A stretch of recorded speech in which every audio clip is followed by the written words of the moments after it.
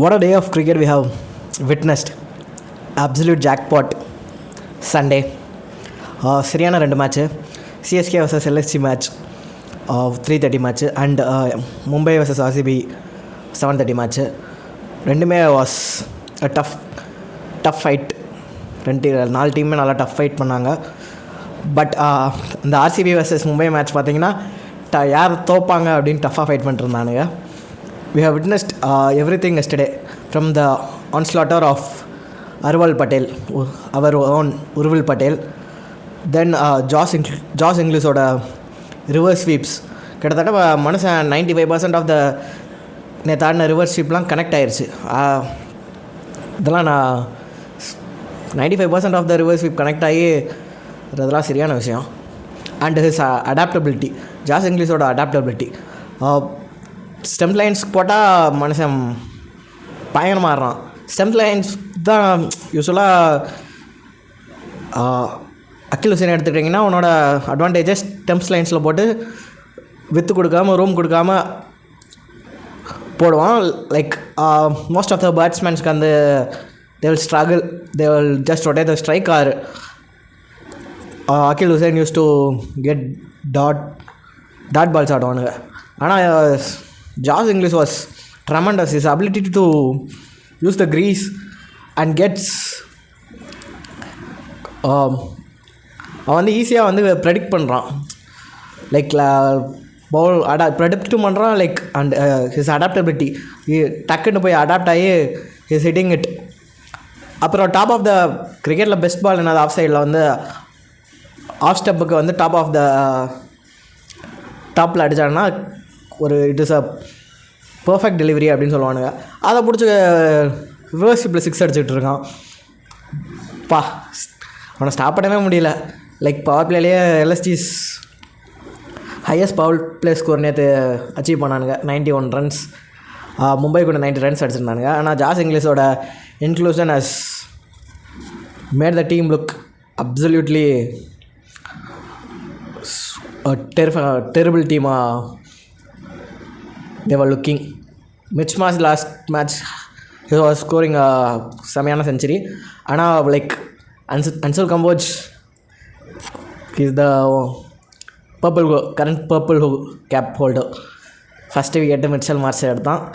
Like power பிளேலே match முடிஞ்சுன்னு நினச்சிட்டேன். சிஎஸ்கே வந்து like they have not chased 190 runs in past 6 to 7 years. So power பிளேலே match முடிஞ்சு 6 ஓவருக்கு 90னா அங்கிட்டு இன்னும் ஒரு 14 ஓவர்ஸ்க்கு லைக் ஜஸ்ட் ஒரு 10 ரன்ஸ் வச்சுருந்தா கூட 14 ஓவர்ஸ் 140, அங்கிட்டு ஒரு 90 230 ரன்ஸ். சிஎஸ்கே சேசிங் 230 வந்து have witnessed wrong back. So match முடிஞ்சுன்னு நினச்சோம். பட் நம்ம பவுலர்ஸ் கிரெடிட் கொடுத்தே ஆகணும். நூர் அகமத் வந்தான் பவர் பிளேக்கு அடுத்து வந்தான்.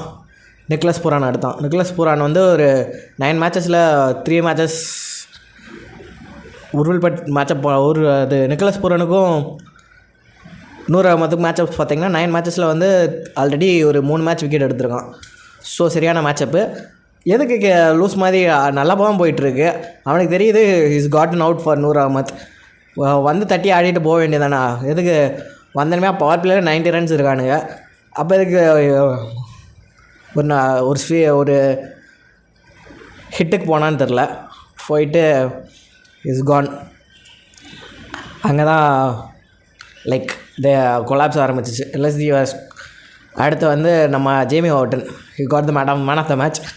ஒரே ஓவரில் டபுள் ஸ்ட்ரைக்ஸு. இந்த தடவை கொஞ்சம் ஏர்லியாக கொண்டு வந்துட்டானுங்க ஜேமி ஓவர்டனை. எனக்கு கேட்டிருந்தால் பவர் பிளேலேயே கூட ஒரு ஓவர் ட்ரை பண்ணி பார்த்துருந்துருக்கலாம் நேற்று. ஏன்னா யார் போட்டாலும் அடிக்கிறானுங்க. ஜேமி வார்டன் போட்டு அடிச்சிருந்தாலும் பிரச்சனை இல்லை. அட்லீஸ்ட் ஜாஸ் இங்கிலீஷை வந்து ஹி குட் ஹவ் ஸ்டாப்டு. அதான் சிஎஸ்கேட்ட வந்து ஒரு ஃபார்முலா கண்டுபிடிச்சிட்டானுங்கன்னா அந்த ஃபார்முலாவில் ஸ்டிக் ஆன் பண்ணிட்டு போயிடுறானுங்க. அந்த அடாப்டபிலிட்டி வேணும்ல. இப்போ அவங்க பவுலர்ஸை டார்கெட் பண்ணுறானுங்கன்னா Jamie Overton already power player try பண்ணியிருக்கேன், அடி வாங்கினான். ஸோ வாட், இன்றைக்கி வந்து போகிற நிலைமையில் முகேஷ் சௌத்ரி, அன்சுல் கம்போஜ், அகில் ஹுசைன் எல்லோரும் அடி வாங்குற போது நீ வந்து ஜேமி வார்டனுக்கு ஒரு ஓவர் கொடுத்துருக்கலாம். Okay, anyhow, he brought us back into the game. Anshul Kamboj death ஓவர்லேயும் நல்லா போட்டான். அப்புறம் வந்து எல்எஸ்சியில் வந்து சபாஸ் அகமது வந்து லைக் கிரேட் கேமியோ. அவனை அடித்தனால தான் வந்து 200 ஆர் ரன்ஸ் வந்துச்சு.